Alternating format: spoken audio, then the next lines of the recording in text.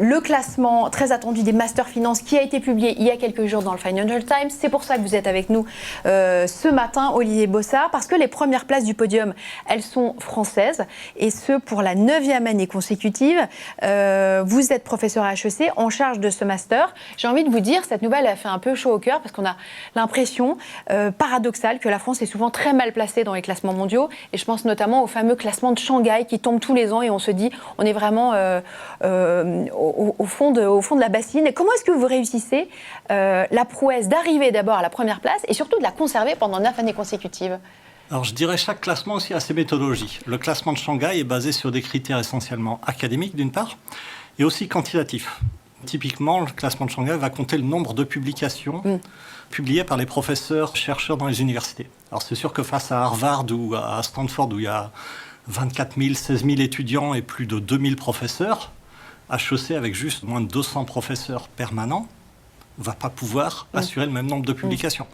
Mais c'est beaucoup plus intéressant de savoir où vont rebondir vos étudiants. On va avoir une faculté de recherche fabuleuse avec des gens comme Christophe Pérignon. J'ai un collègue de couloir, Bruno Biet, qui va sans doute être prix Nobel d'économie un jour.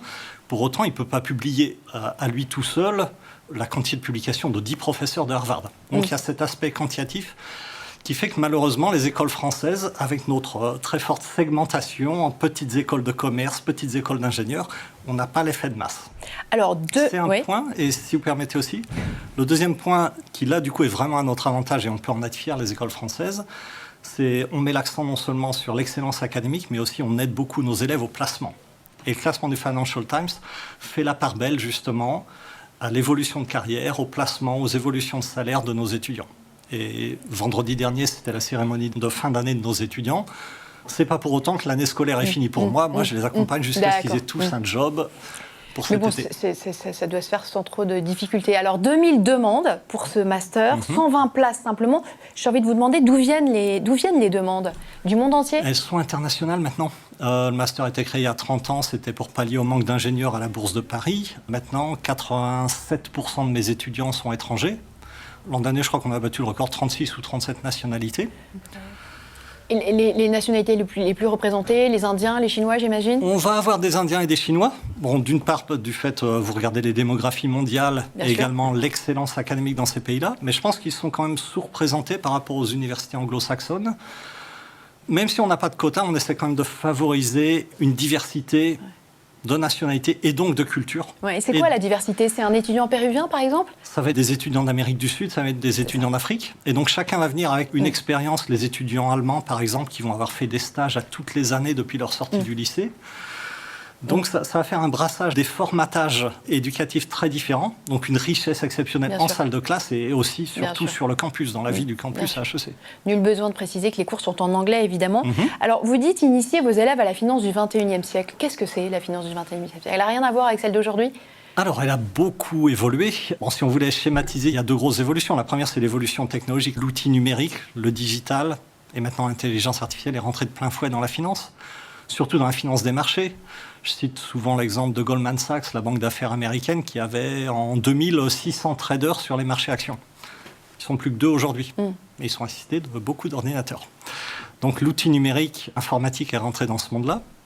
Et deuxième grosse évolution, la finance n'est plus le précaré des grandes banques d'investissement, des grandes banques de réseau. Elle s'est latéralisée. Il y a plein de petits acteurs dans ce qu'on appelle le buy-side, des fonds d'investissement, des fonds de private equity, des fintech, ce qu'on appelle les néobanques. Vous avez entendu parler de Revolut, de N26. Donc tous ces petits acteurs qui font qu'on est obligé d'adapter notre programme à cette demande. C'est plus simplement la finance traditionnelle, finance des marchés, finance d'entreprise. On demande aussi à nos étudiants d'avoir des compétences managériales, d'avoir des connaissances même dans des domaines plus sociétaux. Est-ce que la crise du Covid, qui vient de nous toucher de plein fouet, elle vous propulse dans une finance plus responsable, plus humaine? Est-ce que vous sentez que les choses sont en train de changer aussi à cause de cette crise? Je ne dirais pas que la crise du Covid a été un déclencheur, ce n'est pas un catalyseur, puisque c'est un phénomène qu'on observe depuis plusieurs années. Mais ça a été un accélérateur sûrement. Mais c'est un phénomène qui est là depuis au moins 3-4 ans. Donc vous avez déjà anticipé il y a de la demande, choses. d'une part des investisseurs, qui ne recherchent pas forcément un rendement à 2 chiffres, mais qui vont se contenter d'un rendement plus faible, mais qui veulent un investissement responsable. Dans des sociétés vertes qui vont avoir au niveau de l'éthique, au niveau de la gouvernance, un comportement plus responsable. Côté investisseur, et aussi ce qui est nouveau, côté des étudiants. Côté élève. Et ça, c'est super. Traditionnellement, on venait à la finance pour deux choses. Les salaires élevés et le challenge intellectuel. Et maintenant, ils viennent aussi pour donner un sens à leur vie, à leur carrière, justement parce qu'ils sentent que la finance est au cœur de l'économie, c'est un peu le moteur qui fait marcher l'économie. Et donc, c'est un domaine où ils pourront avoir un impact sur leur monde de demain. Alors, autre sujet, Olivier Bossard, ce qui est intéressant, c'est que vous avez écrit un livre qui s'appelle Introduction à la finance, que vous êtes appuyé sur les aventures de Largo Winch, le milliardaire humaniste. Alors, pourquoi s'être appuyé sur ce milliardaire et cette figure? Et surtout, votre livre, il a été réédité plusieurs fois, donc ça dépasse toutes vos espérances. Comment est-ce que vous expliquez qu'il ait séduit autant de gens? Parce que la finance, c'est quand même un micro-marché, une micro-niche, non? Justement, la finance, c'est ce qu'il y a de plus ennuyeux à enseigner. C'est des formules mathématiques, c'est des concepts très théoriques. Et moi, j'avais envie de la démocratiser, l'apprendre à mes amis en dehors des amphis d'HEC. Et Largo Winch, pour ça, était le parfait ambassadeur, parce que déjà, c'est un beau gosse milliardaire, il court le monde à la Indiana Jones au volant de belles voitures, un peu Indiana Jones, un peu James Bond. Et en même temps, il a hérité d'un grand empire financier. Dans la fiction, l'empire qui vaut plus de 10 milliards de dollars, le plus grand au monde. Et donc, la trame des histoires est toujours très profondément ancré dans le monde de la finance. Donc c'était un peu pour moi l'excuse pour amener le lecteur un peu plus loin. Le lecteur de bande dessinée en 2020 qui cherche plus à se vider la tête et à regarder des belles images, et Dieu sait si on a des belles images dans Largo Winch avec les dessins de Philippe Franck, mais qui cherche aussi à avoir du contenu en termes de scénario. Et Largo Winch était scénarisé pendant des années par Jean Van Damme, qui était un monstre sacré de la BD.